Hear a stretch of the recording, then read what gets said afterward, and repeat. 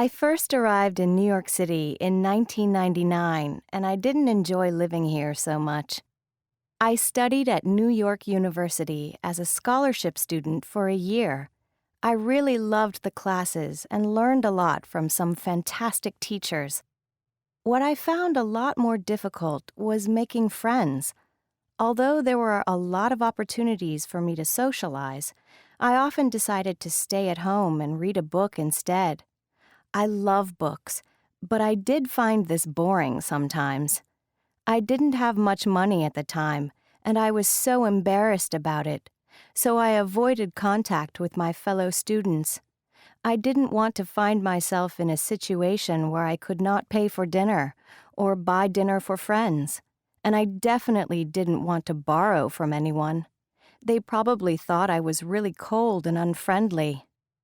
Back home in Slovakia, I used to be quite popular at school. There used to be many parties at my little rented apartment in Bratislava. A lifetime ago, it feels sometimes.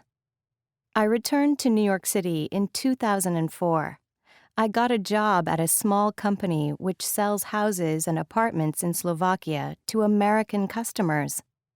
I work in an office from 9 to 5, which is really unusual for me, since this is the first real job I've ever had. What I find really cool about the company I work for is that they don't expect me to work extra hours for free. If there is too much work to do, I can always do it next week. Much better than back home. Although the situation's improving there, too. I visited all the famous sites in the city when I was first living here, so I don't go around like a tourist anymore. I mean, I still see the famous buildings in Manhattan, the old museums and everything every day, but these days I only go on a sightseeing tour if my family or a friend comes over from Slovakia for a visit.